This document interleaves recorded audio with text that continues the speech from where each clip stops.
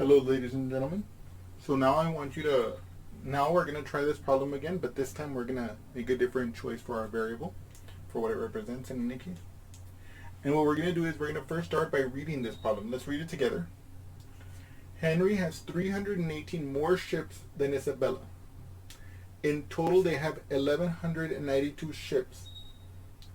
The question is, how many ships does Henry have? Okay. So we need to find a way to choose a variable that will allow us to capture the relationship that these two quantities have. Namely, the quantity of ships that Henry has and the quantity of ships that Isabella has.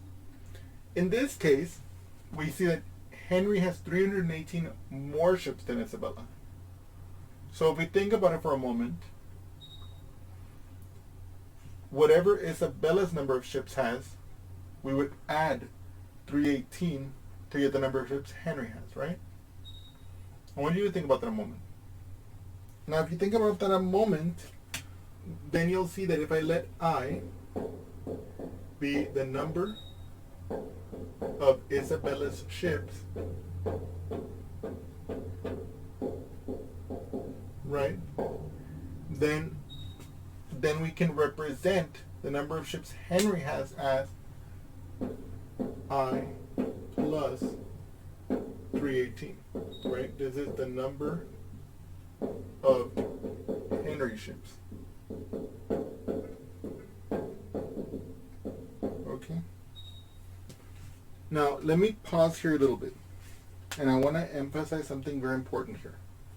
What I want you to realize here as we're doing this problem is that we do not know ahead of time in this problem how many ships Henry has, how many ships Isabella has.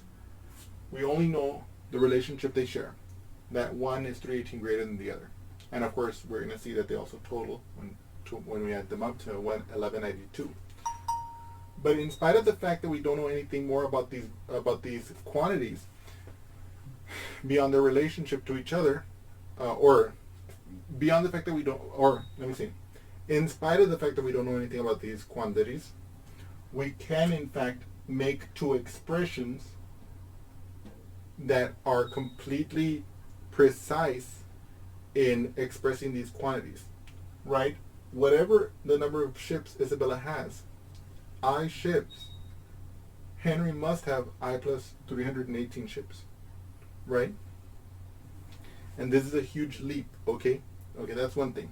Another thing I want you to notice as I do this problem is how I start like with some variable, and then I'm using the expressions, or I'm using the relationships or the constraints in the problem related to these variables to figure out how to form my next expression.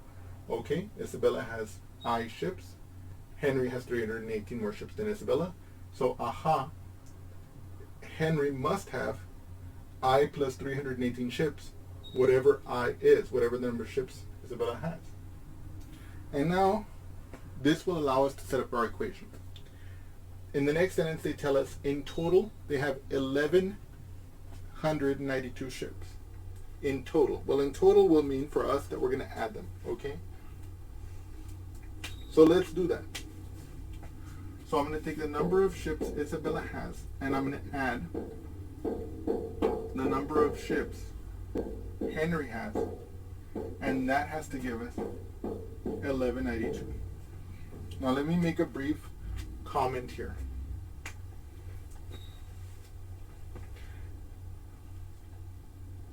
I want you to notice here how I placed my expression for Henry ships in a parenthesis in this expression, okay?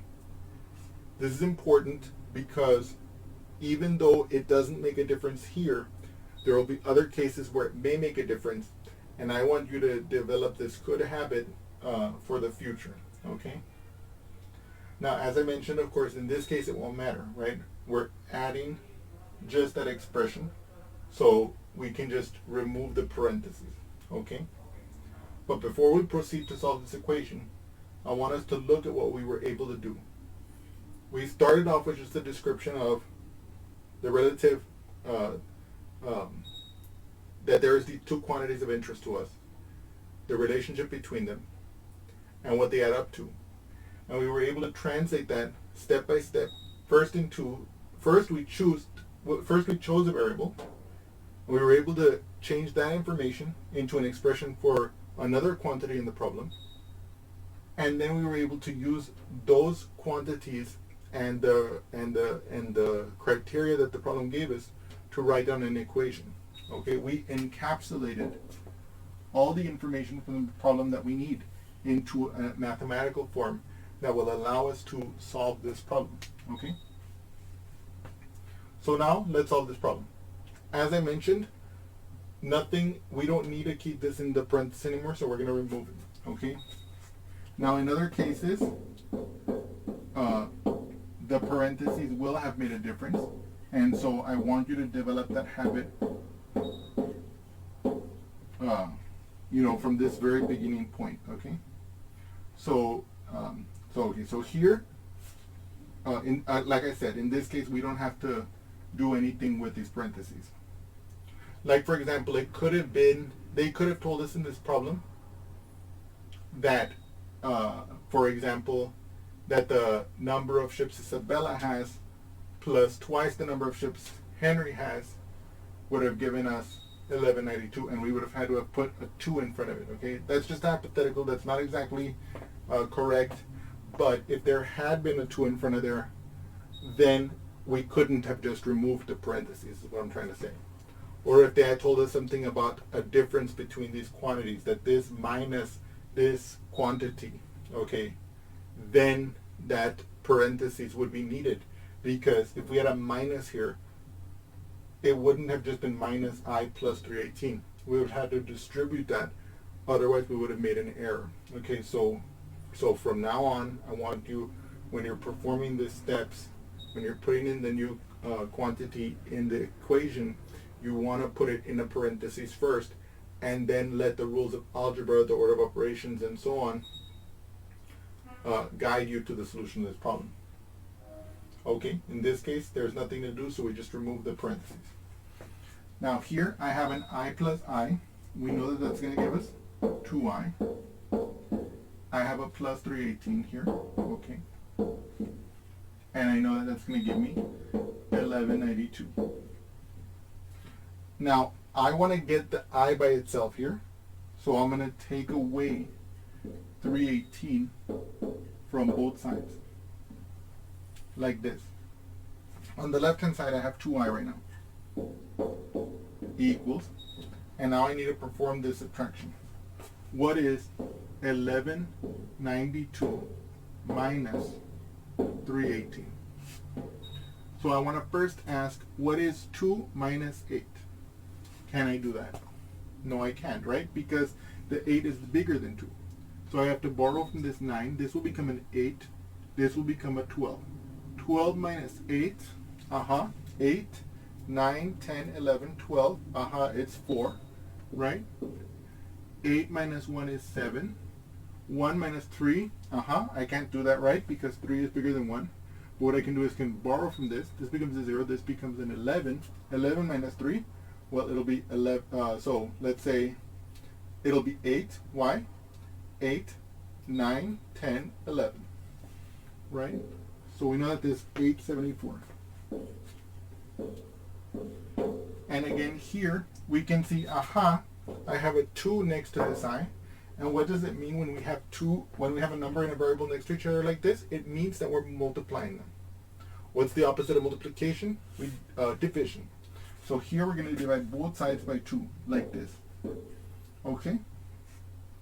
On this left-hand side, I'm going to be left with just the I, which again means the number of ships Isabella has. On the right-hand side, I'm going to have the 874 divided by 2. So let's do that calculation over here. How many times does 2 go into 874? We first begin by asking, does 2 go into 8? It does.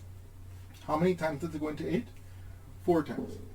Because 4 times 2 is 8, right?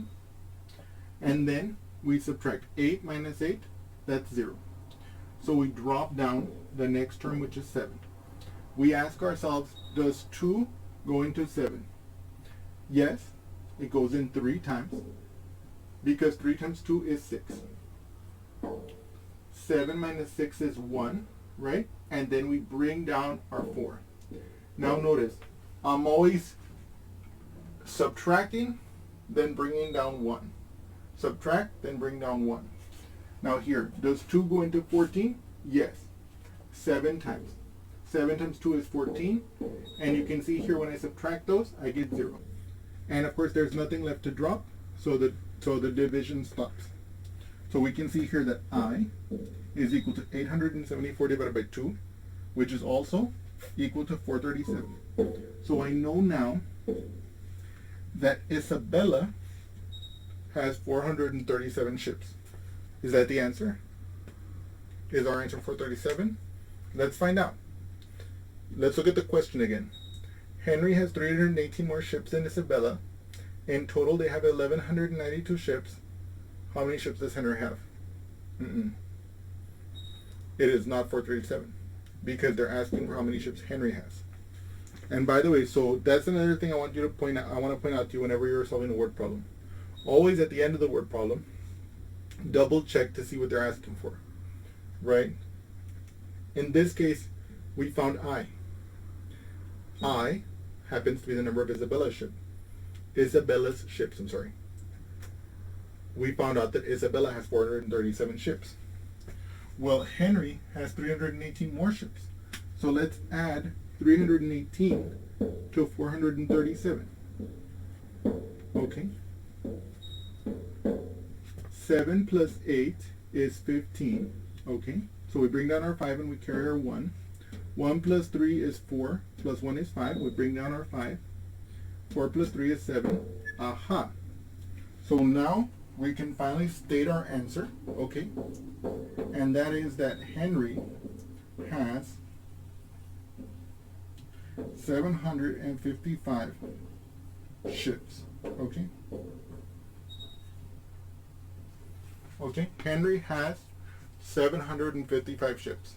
Of course, in the previous problem, you saw that I double checked it, so you know that this is in fact the correct answer. And I hope that in your attempt at solving this problem, using the variable I to represent the number of Isabella's ships, that you were successful. And in any case, if not, that's okay. I hope you have understood this explanation, and I look forward to seeing you soon. Thank you so much. You're still there? You're watching this video? Well, I hope you enjoyed it. In any case, if you did enjoy it, well, I encourage you to like it. Put that big thumbs up there. And don't hesitate, and don't forget to subscribe to my channel. And anyway, and also add a comment if you want me to cover some particular topic. I can't make any promises. There's a huge list of topics I already want to cover, but time permitting, I may address that topic. And in any case, I hope you've enjoyed this video, and thank you again.